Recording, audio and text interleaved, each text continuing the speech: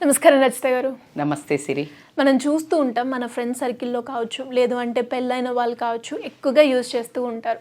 అమ్మాయిలైనా అబ్బాయిలైనా ఇలాంటి వాళ్ళని పెళ్లి చేసుకోవడం కన్నా సింగిల్గా ఉంటే బెటర్ అని అనుకుంటూ ఉంటారు. అది ఏ థాట్ ప్రాసెస్లో వస్తూ ఉంటుంది అండ్ ఏ పారామీటర్స్ని చూసి వాళ్ళు అలా అంటారు మేడం? ఇలాంటి వాళ్ళని పెళ్లి చేసుకోకుండే పెళ్లి కాకముందు అనుకోమంటారా, పెళ్ళి అయ్యాక అంటారా? పెళ్లి కాకముందు. సో పెళ్ళి కాకముందు అంటే కనుక ఖచ్చితంగా ప్రతి ఒక్క జీవితంలో పెళ్ళి అనేది ఒక అద్భుతమైన మలుపు. ఆ అద్భుతమైన మలుపు అంటే భయంకరమైన మలుపుగా మారద్దు అంటే చాలా పారామీటర్స్ అయితే చూస్తున్నారు. పేరెంట్స్ చూస్తారు, ముందైతే వెనక ఎడతరాల ముందు ఎడతరాలు చూడాలి అనేది నానుడు ఉండింది. అప్పుడు ఇంత ఎక్కువ అంటే సోషల్ లైఫ్ లేకుండే కాబట్టికే, ఇంత టాక్సిక్ రిలేషన్స్ కూడా లేకుండే కాబట్టికే, ఇంత approach to the other persons లేకుండే కాబట్టికే ఇంతకుముందు వాటికి ఇప్పటికీ చాలా డిఫరెన్స్ ఉంది. అండ్ పెళ్ళికి ముందు కూడా ఇంత ఆప్షన్ లేకుండే కదా. ఇప్పుడు మీరు అడిగినట్టు ఎలాంటి వాళ్ళని చేసుకోవద్దు అంటే, ఇప్పుడు డేటింగ్ లేకపోతే పెళ్ళి సెటిల్ అయిన తర్వాత 3 నెలలు 6 నెలల గ్యాప్ ఉండి ఒకరినొకరు తెలుసుకున్న తర్వాత పెళ్ళి చేసుకుంటున్నారు కాబట్టికే వాళ్ళ కోసము ప్రేమించే వాళ్ళకు కూడా ఈ కొన్ని చెక్ చేసుకుంటే ఏంటంటే, అంత నిష్ఠూరం కంటే ఆది నిష్ఠూరం బెటర్ అంట. సో ప్రతి ఒక్కళ్ళ జీవితంలో ఏంటి, హస్బెండ్ అనగానే రాకుమారుడు ఇలా తెల్ల గుర్రం మీద వస్తాడు, నన్ను రాణిలాగా చూసుకుంటాడని ప్రతి అమ్మాయి కలలు కనడంలో తప్పు పట్టద్దు, అతిశయోక్తి కూడా కాదు. ఎందుకంటే అది మనం చిన్నప్పటి నుంచి పెళ్ళి అంటే అలా సృష్టించారు అమ్మ వాళ్ళు, నీ కలల రాజకుమారుడు వస్తారు అని. ఒక ప్రతిరోజు పండగలో కూడా అంటది ఆమె. పక్కనే ఉన్న ఒక మంచి అబ్బాయిని కూడా రిజెక్ట్ చేస్తూ ఉంటుంది. అవును, రకుల్ ప్రీత్ సింగ్ అనుకుంటా. ఎందుకు అంటే అలా తెల్ల గుర్రం మీద వస్తాడు అని నానమ్మ చెప్పింది కదా, నీ రాజకుమార్. అలాగే ఫిక్స్ అవుతుంది, వీడు చాలా ప్రేమిస్తాడు చాలా, కానీ నోటీస్ చెయ్యదు. బికాజ్ షీ వాజ్ ఇల్యూజన్, ఇమాజినేషన్లో, ఆమె విజువలైజేషన్లో అలా వస్తాడు అని. అలా కాదులే, కానీ నిజ జీవితంలో కూడా నిజంగా మనకు రాకుమార్ లాంటి పిల్లలు కూడా ఉన్నారు. కానీ అలాగే కొన్ని ప్రతి ఒక్క మనిషి పర్ఫెక్ట్ అయితే ఉండరు. No one is perfect. మీరు అలా మరీ పర్ఫెక్షనిస్ట్ని చూసుకుంటూ పోతే మనకు జీవితంలో ఎవరు మనతో ట్రావెల్ చేయలేరు. కానీ ఇప్పుడు నేను చెప్పబోయే కొన్ని పాయింట్స్ మితిమీరి గనక ఉన్నట్టయితే, ఆ మితిమీరి ఉన్నట్టయితే గనక వాళ్ళని చేసుకుంటే మన లైఫ్ అఘాతంలో పడినట్టే. కాబట్టికే దానికంటే సింగిల్గా ఉండడం బెటరు అని చాలామంది చెప్పడం జరుగుతుంది. దాంట్లో ముఖ్యంగా ఏంటంటే, మనకు మాట్లాడుతున్నప్పుడు మేబీ లవ్లో ఉన్నప్పుడైనా, లేకపోతే పెళ్ళి చేసుకుంటా అని అన్నప్పుడు ఫోన్ కన్వర్జేషన్స్ ఎన్ని గంటలో ఉంటాయి. దాంట్లో ఖచ్చితంగా ఎంత రోజీ ఉంటాయో దాంట్లో కొన్ని మాటలు కూడా వస్తూ ఉంటాయి. ఎక్కువసేపు మాట్లాడినప్పుడు you will have a wide range of topic coverages. ఎన్నో టాపిక్లు డిస్కస్ చేస్తూ ఉంటారు. అందులో మీరు గమనించుకుంటూ ఉండండి, ప్రతి టాపిక్ని వినండి, వాళ్ళ బిహేవియర్ని నోటీస్ చేయండి. దాంట్లో ముఖ్యమైనది ఏంటంటే సిరి, మీ వాళ్ళు ఊరికి ఇప్పుడు మీ వాళ్ళని ఇంకా కలవద్దను, పెళ్ళి కాగానే మొత్తం ఫ్యామిలీని వదిలేసి అబ్బాయి వాళ్ళ దగ్గరికి రావాల్సింది. సరే, అబ్బాయి వాళ్ళ దగ్గర ఉంటున్నారా లేదా, ఇప్పుడు విడిగా ఉంటున్నారా అనేది సెకండరీ క్వశ్చన్. కానీ ద ఫ్రీక్వెన్సీ సొసైటీలో నార్మ్స్ ఎట్లా ఉంటాయంటే, మనకి ఫ్రీక్వెంట్గా అత్తగారింటికి పోతే ఎవరు తప్పు పట్టరు. ఫ్రీక్వెంట్గా తల్లిగారింటికి పోతే ఊరికే వాళ్ళ అమ్మ వాళ్ళ ఇంటికి పోతుంది అంటారు. ఆ కైండ్ ఆఫ్ సొసైటీ మరి సరే కొంచెం చెరిగిపోయిందని చెప్తాను నేను, రేషియో అంత తప్పు పట్టకుండా.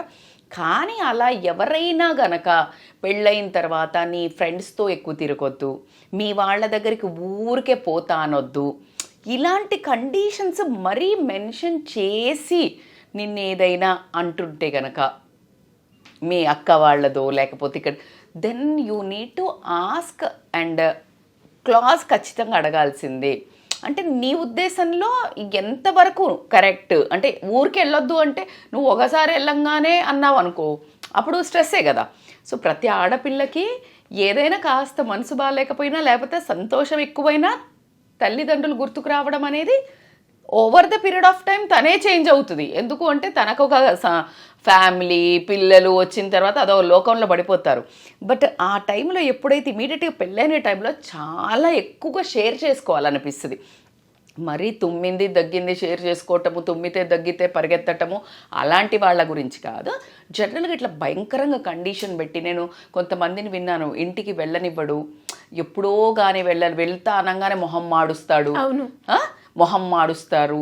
తర్వాత ప్రతి పండక్కి వీళ్ళింట్లోనే ఉండాలి, వాళ్ళ చెల్లియో వాళ్ళ అక్కనో వీళ్ళింటికి రావాలి, వీళ్ళింట్లోనే ఉండాలి. మరి అది ఏ చట్ట ప్రకారం న్యాయమో కూడా మనకు అర్థం కాదు. సో ఇట్లా కొంచెం సీరియస్ కైండ్ ఆఫ్ థింగ్ అంటే మాత్రం సఫకేట్ అవుతుంది. కాబట్టికే you need to first check. మారగలిగే వ్యక్తి అయితే మాత్రం ముందడుగు వేయండి, మారలేని వ్యక్తి అయితే మాత్రం వెనకడుగు వేయటమే బెటర్. అది జీవితంలో పెద్ద శాపంగా మారుతుంది. ఎందుకంటే అది చాలా అమ్మ వాళ్ళ ఇల్లు అంటే పుట్టిల్లు కదా మనకి. సో కాబట్టి అది క్రాస్ చెక్. అండ్ సెకండ్ వచ్చేసి పెళ్ళి సెటిల్ అయినప్పుడు లేదా మాట్లాడుకుంటున్నప్పుడు ప్రతి పాయింట్ని పాయింట్అవుట్ చేస్తూ, ఇప్పుడు బయటికి వెళ్ళారు, ఈ అమ్మాయి అట్లా ఏదో నవ్వింది, లేకపోతే ఏదో చేసింది, ఒక మేనరిజమో, ఒక కూర్చోవడమో, లేకపోతే ఒకటి మాట్లాడడమో, ఒక ఫోన్ పట్టుకోవడమో, ఎన్నో థింగ్స్. ఎవరైనా ఫోన్లో మాట్లాడినప్పుడు the way she speaks, if is continuously taunting, ఇట్లా ఎందుకు చేసావు, అలా ఎందుకు కూర్చున్నావు, ఆ అబ్బాయిని ఎందుకు చూసావు, ఇక్కడ ఎందుకు మాట్లాడుతున్నావు, ఇది ఎందుకు తిన్నావు, ఇది బాగోదు అంటే నీ ఫుల్ హైజాక్ చేస్తున్నాడు. నేను అసలు ఇప్పుడు వచ్చిన అమ్మాయి కొత్తగా వచ్చినప్పుడే అంత హైజాక్ చేసి కంట్రోలింగ్ ఉండి టార్చర్ పెడుతున్నాడు అంటే లైక్ అది చాలా ప్రమాదము. ఎందుకంటే ఇప్పుడో కలిసిన ఆ పాయింట్ ఆ కొత్త మురిపంలో కూడా అంత చేస్తున్నాడు అంటే రేపు ప్రొద్దున కొట్టడమే శారీరక హింస ఒకటే కాదు టార్చర్ అంటే. ఈ ఇబ్బంది పెట్టడం మానసికంగా ఎప్పుడైతే ఇబ్బంది పెడుతుంటారో, లేకపోతే మా అమ్మతో ఇలా అన్నావంట, మా నాన్న వాళ్ళు వచ్చినప్పుడు ఇలా చేసావంట, మీ అమ్మ వాళ్ళు ఇలా చేశారు, ప్రతి పాయింట్ని మ్యాగ్నానమస్గా చేసి దాన్ని తప్పు పడుతున్నాడు లేదా ఏదో ఒకటి ఇబ్బంది పెడుతున్నాడు అంటే మాత్రం కూడా ఒకసారి చెక్ చేసుకోవాల్సింది. ఎందుకంటే అంత షార్ట్ పీరియడ్లో జనరల్గా అవి రావు, వాళ్ళిద్దరిదే వస్తుంది బ్యూటిఫుల్గా.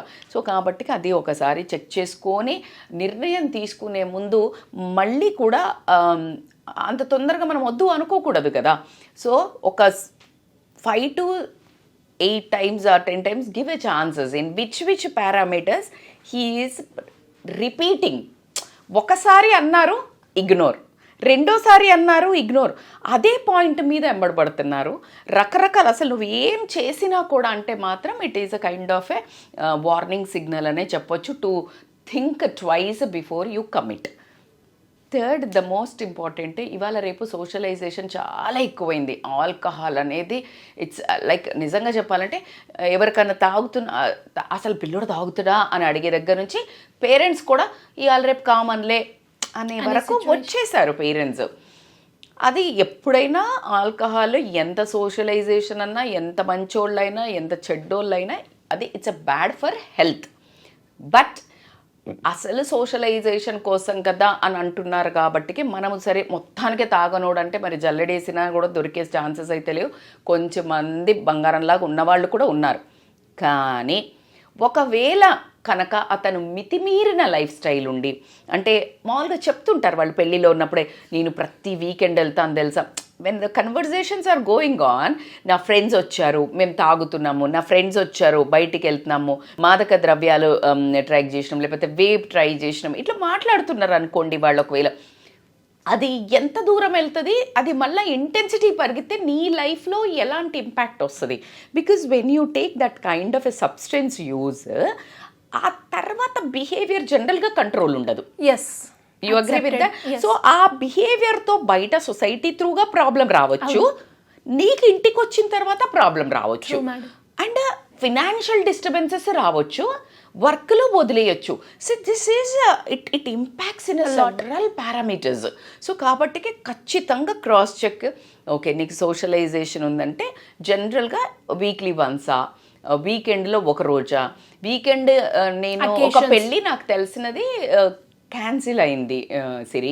నేను ఎందుకు అన్నాను, నాకు చాలా ఇష్టమైన ఫ్యామిలీ, సో నేను నా పిల్లల ఫ్రెండ్స్ ఎందుకు అంటే ఆ అమ్మాయికి చెప్తున్నాడంట, సాటర్డే సండే జనరల్గా పెళ్ళి అయితే సాటర్డే సండే వైఫ్ను అంటే కాబోయే వైఫ్ని తీసుకొని బయట వెళ్ళాలి కదా, సాటర్డే సండే వస్తే ఫోన్ ఎత్తాడంట, సాటర్డే సండే మొత్తం ఫ్రెండ్స్తో ఉంటాడంట. So he'll be in total ఎక్కడ అండర్ గ్రౌండ్ అనుకో. ఇంకా అలాంటి వాడిని పెళ్లి చేసుకుని ఏం చేస్తుంది, దెబ్బకి క్యాన్సిల్ చేసి పడేశారు.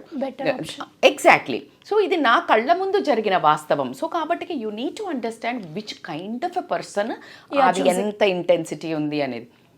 అండ్ వాళ్ళ ఫ్యామిలీలో కూడా ఈ తాగుడు అనేది ప్రిటీ కామనా. ఎందుకంటే రేపు పొద్దున నువ్వు కంప్లైంట్ చేస్తే వాళ్ళు తలా ఒక గ్లాస్ పట్టుకొని కూర్చుంటే రోజుకు నో యూజ్. సో కాబట్టి నెత్తి కొట్టుకున్నట్టే ఉంటుంది. సో అది కూడా ఇంపార్టెంట్. అంటే నేను చాలా వీడియోస్లో మళ్ళీ చెప్పేది ఏంటంటే, మనిషిగానే మనిషికి రెస్పెక్ట్ ఇవ్వాల్సిన సంస్కారము మానవులకు మాత్రమే ఉన్నది. మనము జంతువులను, పెంపుడు జంతువులను కూడా అంత ప్రేమతో తీసుకోవాల్సిన, అది మన నేచర్ బేసికల్గా. అలాంటిది మనిషి పక్కనోడికి కాకుండా నిన్ను కట్టుకునే భార్యకి ఒక విమెన్గా ఆర్ భార్యగా నీకోసం అన్నీ వదిలేసుకుని వస్తున్న ఒక ఆవిడగా, ఒక ఇండివిజువల్గా నువ్వు రెస్పెక్ట్ ఎప్పుడైతే లేకుండా ప్రతి దాంట్లో నీకేం తెలియదులే నీకేం తెలుసమ్మా ఇలా అంటే ప్రతి దగ్గర ఇది వద్దులే అట్లా నువ్వు రెస్పెక్ట్ ఏ పదాల్లో కూడా నిన్ను రెస్పెక్ట్ చేయకుండా మాట్లాడితే యూ థింక్ లైక్ నీకు ఎక్కడ ప్రతిసారి సెల్ఫ్ ఎస్టీమ్ డ్రాప్ అవుతుంది. నువ్వు over the period of when you're travelling for 2-3 months నీకు ఎన్నిసార్లు డ్రాప్ అయింది. That patterns you write it. If ignore నిజంగానే నువ్వు చేస్తున్నాయి అయినా కూడా అలా చెప్పకండి. అలా నా సెల్ఫ్ ఎస్టీమ్ డ్రాప్ అవుతుంది. అతను మంచిగా చెప్తున్నాడు అంటే నీకు ఎలివేట్ అవుతుంది, తప్పు కరెక్షన్ చేస్తున్నాడు, యూ నీడ్ టు ఇంప్రూవ్. మళ్ళీ అలా నువ్వు ఏం చేసినా ఆయన తందానా అంటే తందానా అని అనలేదని నువ్వు క్యాన్సిల్ చేసుకోవటం అనేది నీ మూర్ఖత్వం. But if they are correcting in a positive కాకుండా కొంచెం నీ సెల్ఫ్ ఎస్టీమ్ డౌన్ అవుతుంది, ఇబ్బంది పడుతున్నాడు, లేకపోతే నీ కుటుంబం మీకు డబ్బు లేదు, కొంతమంది తక్కువ ఉన్న అమ్మాయిని చేసుకున్నారనుకో, లేకపోతే మీరు పెట్టలేరులే, మీరు ఇవ్వలేరులే, నీకేం తెలుసు, నువ్వు ఇక్కడి నుంచి వచ్చావు, మాది ఇది, ఇలా ఏదైతే మాట్లాడుతున్నాడంటే నువ్వు 1000 కోట్లు ఉండని 1,00,000 కోట్లు ఉండని డిలీట్. బికాజ్ అవి రావు.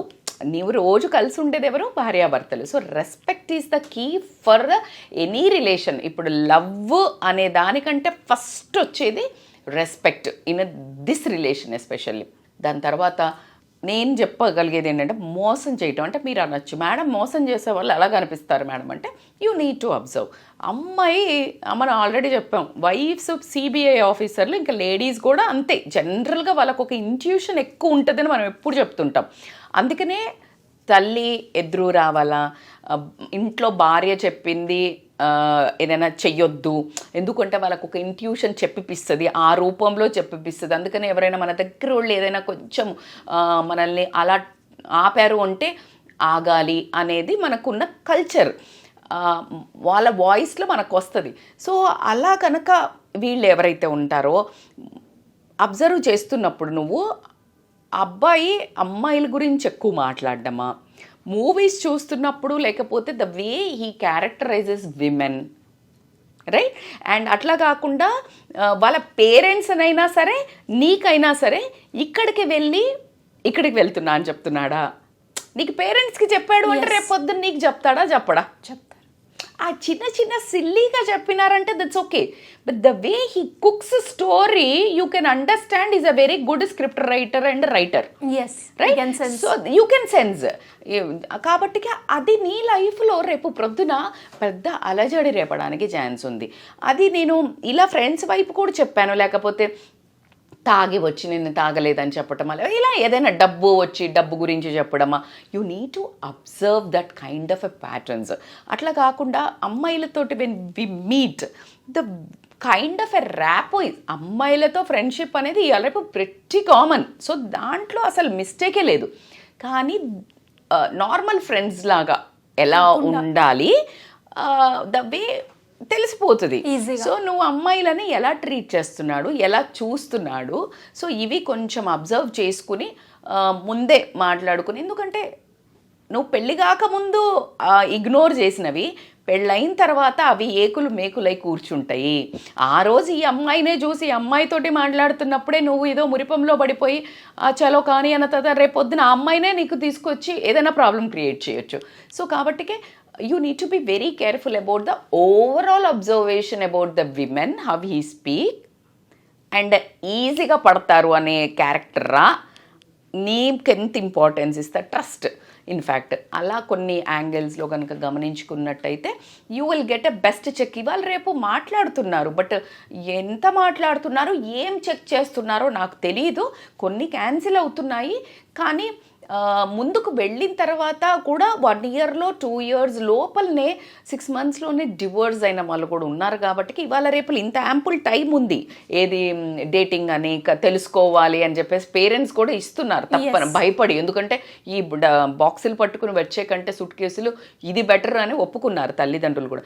కాబట్టి ఇప్పుడు మీ వివేకంతో, ఎందుకంటే తల్లిదండ్రికి తెలియదు, they are not dating, right? So కాబట్టికే అమ్మాయిలు విచక్షణతోటి వ్యవహరించి అలా సెలెక్ట్ చేసుకున్నట్టయితే నిజంగానే రాజకుమారిలాగా, ఒక రాణిలాగా ట్రీట్ చేయమని చెప్పట్లేదు, ఒక మనిషిలాగా ట్రీట్ చేస్తే ఉపయోగం అని చెప్తాను నేను. సో మేడం, ఇలా ఎవరికైనా కూడా క్లియర్ పిక్చర్ కావాలి, వాళ్ళ ఫ్యామిలీ గురించి కావచ్చు, ఒక మ్యారేజ్ చేసుకోబోతున్నాను, ముందుగానే దాని గురించి అసలు ఎలా ఉంటుంది, ఆ సముద్రంలో నేను ఈదుతానా, ఇలాంటి అన్ని డౌట్స్ ఉంటూ ఉంటాయి.